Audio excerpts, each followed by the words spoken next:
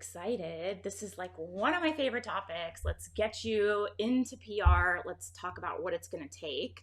This is kind of a fun topic because you guys know that I was an attorney. And if you don't know, I was a lawyer. That was my career. Went to law school, took the bar, became a litigator, and I practiced for many, many years. And I did this pivot and started my own PR firm basically out of thin air. So I kind of come into this field talking about how you don't need a ton of training or contacts. You don't have to work at a big firm.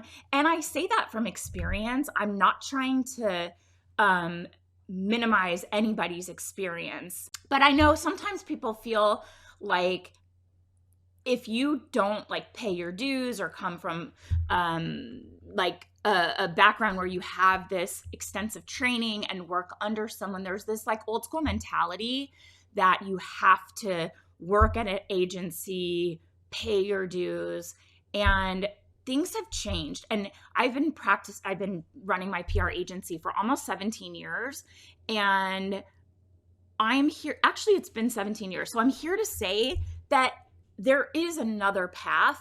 And if you already have PR experience, or you've worked at an agency, or you've freelanced or whatever, you're already better off than I was when I started my business, because I had no experience. I was figuring it all out as I went along and just, went for it and realized that I loved it so much. So I'm here to tell you and to show through proof of my example that there are many different paths to a career in PR. And whatever your path is, it's super legit. And that's okay if you didn't go a traditional route. I mean, going from law to PR certainly isn't traditional. I just had a new business call with a prospective client, and they loved my background. They were like, that's really cool. We love that you did this kind of 180 pivot, and that's so interesting. And they weren't like, you're a lawyer and you're doing PR. Obviously, I've been doing it a long time now, but they thought it was a really cool, interesting transition. And I'm here to say that no matter your path, it's legit and you can get it all figured out. So if you're getting ready to choose a career in PR, or you're switching up your current career, I know that PR is a really great field to jump into for a lot of different reasons. And I'm going to get into the steps that I think you should be considering, or the things you should have in mind when you're making this change or really leaning into your PR career. PR has really changed my life for the better for a million reasons. I've talked about them all the time. You guys know I have a son on the spectrum. It's allowed me to focus on him and what he needs and big changes in his education that I have been able to stay on top of and provide to him. I'm able to train my new puppy. I'm able to take Fridays off, which is what I do. This business and this industry has completely changed my life. And I know that it can do the same for anybody else who decides that this is the path they want to be on. So even if you're brand new, you have no experience, you can do this. And I'm going to tell you 6 steps that you need to be thinking about as you make this transition. Okay, so step number 1 is know your why. What does that even mean? As you are thinking about getting into PR, if you have no experience, or even if you do, but the biggest thing you need to know is your why. Why did you do this? Like I said, when I took the leap from law to PR with no training, contacts, experience, or anything, I realized that my definition of success was different than what it initially was when I started my career as an attorney. Back then it was money, a prestigious career, all of that, working at a big prestigious law firm in Los Angeles. But then I realized that I was going to become a mom, and my priorities changed. And my main definition of success was having flexibility and freedom over my time so that I could grow a business that provided for my family while also being the kind of mom that I wanted to be. That to me was success. It was like, can I have it all? And can I have it all on my terms? So that's why I made the pivot. And when things are hard, I always think back to that and I say, I know my why. I know why I'm working late hours, or really pounding the pavement to bring in some new business, or working hard to create great content for our clients or even for our programs, because I know my why. That inspires me every day, every single day. It's knowing that my kids are going to come home and I'm going to be here to hear about their day when their energy is highest, when their memory is the best, and say, what did you do today? What did you learn? Who did you play with? All of those kinds of things that we get bummed out as parents if we miss them. That was important for me to experience in my kids' lives, and to be able to make great income and be there for my family. And I know that change is really scary, but that will help you get inspired. Seeing how other people have found success is really, really helpful. That's a huge reason why I host my PR Pro Spotlight on the website and on the Pitching Powerhouse podcast. I love, love, love getting to interview successful members of our community about their why and the how that got them here. So that's number one. Get to know your why, write it down, remember it, look at it often so that you are using it almost as a North Star when you're growing your business. And step number two is you have to get up to date on what and know what's happening and trending in PR. That's really important. You have to stay on top of what's trending in PR. It's kind of like the rules of the game. How do you play the game? And things have changed since I started, and you can either, be Chicken Little and say the sky is falling, media's dying, everything's dying, or you can say, okay, things are evolving, and I can either become irrelevant by not leaning into that, or I can help my clients navigate this and be essential to them because I know the rules of the game and I'm going to teach them how to play. So, do you know what's new now, next in PR?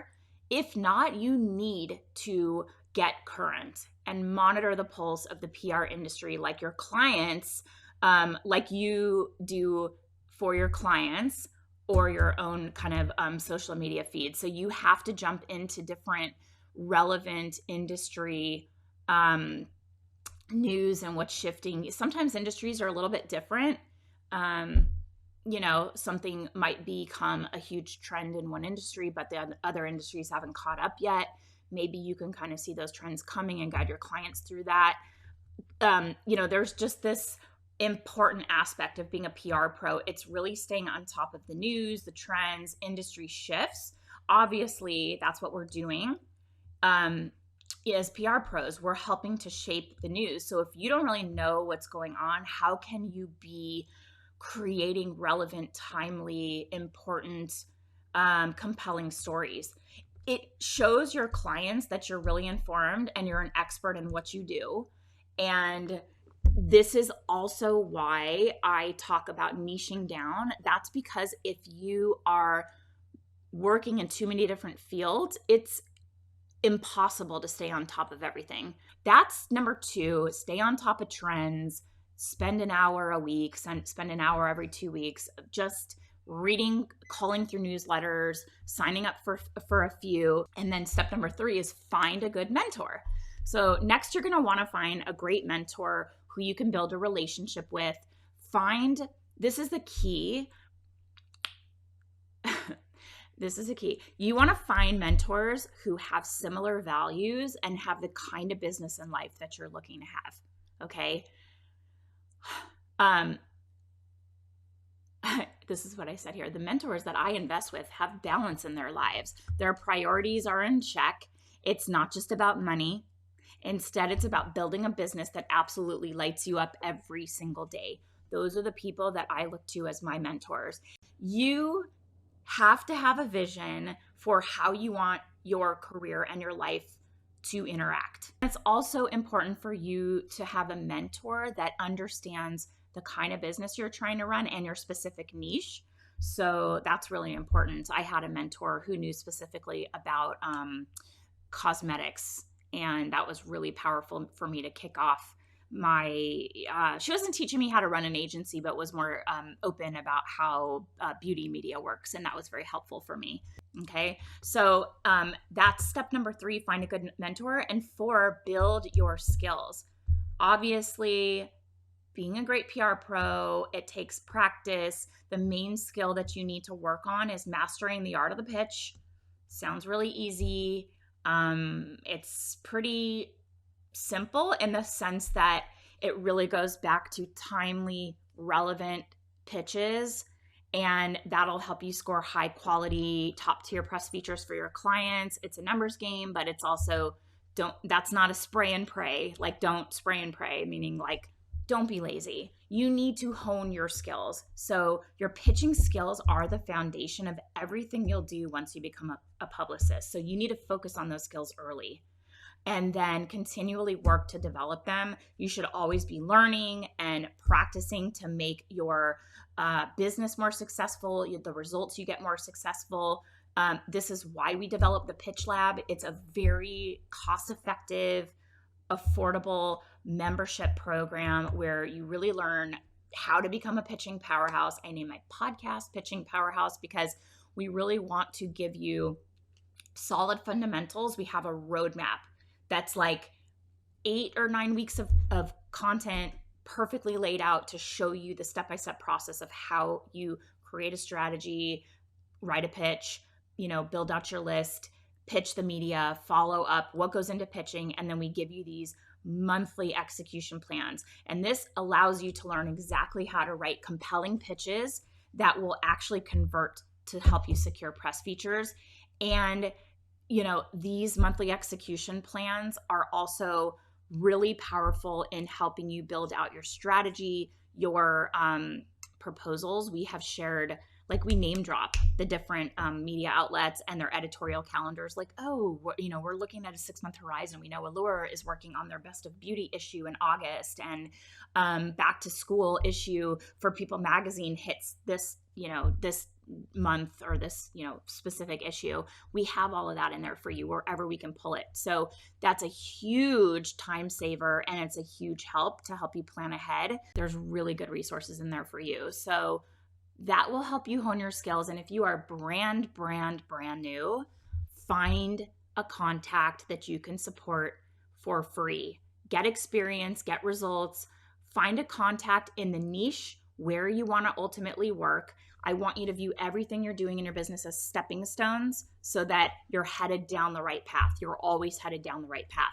If you start to take on work that isn't the kind of work you want to be doing, you're going to head down a path and have experience that isn't relevant for what you want to, be doing and building your business around. So think about step number 5, find work experience. When you're first starting out, you can choose either between working at another person's agency, starting your own agency, or even starting out as a freelancer, or adding PR to the services you're already offering. So think about these things. So working for someone else's agency will give you the stability you want when you start out, and will give you valuable experience, low risk. You're going to get paid, probably not as much as you would if you ran your own agency, but it is a little bit more stable and maybe less stressful. Another great way to get experience and build your skills while creating really good relationships is to offer your services for free. So if you're brand new, this is what I did. Somebody that you love, or a company that you love, or something that is maybe local to you. So this is what I did in order to gain experience in PR. I had no idea at the time what PR even was, or that you could be paid for it. I honestly thought it was like celebrities doing bad stuff, getting into trouble, and their PR person was their mouthpiece and had to be like, Hugh Grant's so sorry that he picked up a prostitute while he's dating Elizabeth Hurley. We're so sorry. And then that publicist gets him on the Tonight Show to do his apology tour, and everybody loves him again, right? I did not know that brands had publicists. I knew about advertising. I knew about marketing. Social media didn't exist, but I did not know that brands had PR. Here I am reading my magazines, and I'm like, oh, the editors of In Style love this skin cream. I'm totally getting it. Now I know that there's someone like me pitching this new skin cream. So that's what I figured out. I offered my services to a company that I found that I really loved. I did it for free. And that honestly changed my life. figuring out that that was something that I loved so much that I could get paid for it. It would be my dream job. So that's where you may want to consider getting started. But I will tell you, if you're offering free services, make sure you put a cap on it, like a time period. So you don't want to be working for free forever. Maybe it's a trial period, or maybe you offer a discount for 3 months and then you reevaluate. 3 months is a good amount of time for them to see what it's like to work with you. You can let them know that results are going to be starting, but the real impact is going to be in 6 months. But you don't want to freak them out with this like long commitment. But you say in 6 months, this is what I said for my first paying client.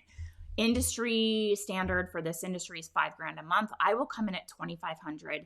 Let's go 3 months. I will crush it for you. I'm going to hustle my butt off.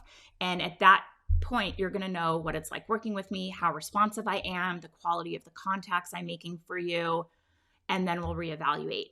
So you want to set a limit, set a timeline, let people know upfront that you are working to develop your PR skills. You want to help out. Maybe that's where you're working for free, or you can tell people that you have experience doing this in-house or at an agency, or you have similar skills that'll transfer over, but you're looking to get started in your own business. So that's one way to do it. That's how I got my first client free. And then my first paying client that I ended up working with for 11 years, helped establish our niche, our expertise, our reputation in the baby and kids space. So we go from there. But set a cap, okay? You can do this with like a family business or a friend of a family. Step 6 is hone in on your niche. I will pound you over the head with this because I cannot stress to you how important it is for so many things. This will allow you to scale your business, your expertise in a way that brings in more money for you without more time. Okay. And that's honing in on your niche. Niching down, I know, is scary for a lot of people because they feel like they're not going to get enough work, or they're going to have to turn work down, or they're limiting themselves in some way. But it's really essential in building a successful PR business. You can niche into what types of clients you want to serve, like experts or brands, what types of brands, nonprofits, tech companies, like whatever niches you enjoy. It's even better if there's synergy and they cross over, like we do baby and kids, beauty and cosmetics, health and wellness. There are a lot of crossovers in the media contacts and the publications in those niches. So for us, there's leverage between them. Also, I just really like them. But you can also niche in the types of services that you offer, because the more things you offer, the more you will drive yourself crazy. You are going to have to manage so much. Everybody's doing different stuff. They're moving in different directions. It's crazy. So what do you want to be known for? Niching down is how you offer maximum value and you command higher rates. So it allows you to become known as like a go-to expert authority in a specific area. And if you don't do this, you are going to be like a generalist and nobody will think of you for something very specific. You're going to get low quality opportunities because it's like my cousin's friend's coworker works or has a candle shop on Etsy, and they have a $750 budget, and you're like, okay, because you're not specializing in anything, and so you don't come to mind as like the go-to pro that they're willing to pay a premium for. If you don't niche down, you won't be known as the expert authority in any specific area. Instead, niche down, leverage your successes so that clients in that niche know that you're the best and you know what's going on in the industry, and what you specifically do can serve them and support them in the way that they're looking for. Like you'll use your case studies, your existing client. Let me just give you an example, a real life example. You guys know I always share what's going on with me. So that client that was awful that we had to fire, we did great work for them. And it was a very specific type of beauty product company. And yesterday I had a call with their main competitor, basically. and they're launching at Walmart and Walmart.com, and they want to really blow out this product line. They just rebranded, and they specifically said, we are here because of the work you did for that client. Are you still working with them? And I'm like, funny enough, we are no longer working with them. And there's this giant hole in our roster with all of these opportunities. Like literally, they are both hair loss, hair thickening, hair care. Mass market, not super expensive, total competitors for that exact same type of product. So all of the leads that we've built for this other company that I let go were like, here you go. Here is media on a silver platter that is looking for a product just like yours. They know to come to us for a product like that, and we can just pivot you right into that space. So they said to us, give us a proposal, and we want it to lead with a case study on the specific results you got for that brand. Our CEO will love that. They will absolutely love that. And they also liked another company I did because of the retailers they were in, the price point, and the fact that they're like a organic, clean beauty brand. And they said, go with that also. So because those were so niched, they asked for case studies to show what the results were so they can see what we can do for them. And that's a high retainer client because they are coming to us specifically for that expertise. And without niching, you'll have 10 clients at $1,000 a month rather than 2 clients on 5 or 6 figure retainers per year, right? It's always better to go deep than to go wide. And when you know what to focus on, you'll be able to score really premium clients, your dream clients in your niches. That's also one of the things we do is have you work on your dream clients and back into the steps that you need to take in order to, stepping stones to get there. Okay. So that's what I have for you today. Let me recap the 6 kind of things that you need to think of, the steps. Number 1, know your why. Always go back to your North Star, your guiding principles, know your, vision and your values. Why are you doing this? Why are you getting into this? 2, stay on top of trends, get up to date on what's happening, what's trending in PR. Being in this community is a great way to do that. Dial into your niches and know what's happening there. 3, find a good mentor. I'm here for you if you need me. There are other members of this community that are incredible. Number 4, build your skills. We can, you're here learning for free. We have a lot of people that do that. We also have paid programs. I promise you they are worth every penny and then some. So build your skills. We have the pitch lab that'll help you figure out how to become a pitching powerhouse with timely, relevant pitches for media. 5, find some work experience, work for free, do it on a limited basis, gain your skills, and also start to develop contacts and experience and case studies and results in the niches you want to work in. Put a time cap on it. Okay. So the clients are like, we have a free publicist for the rest of our lives. Like, no, that's not what it's going to be. Step 6, for anyone, whether you are brand new, seasoned, whatever, hone in on your niche. Who do you serve and how do you serve them? And the more you niche down, the more you can charge.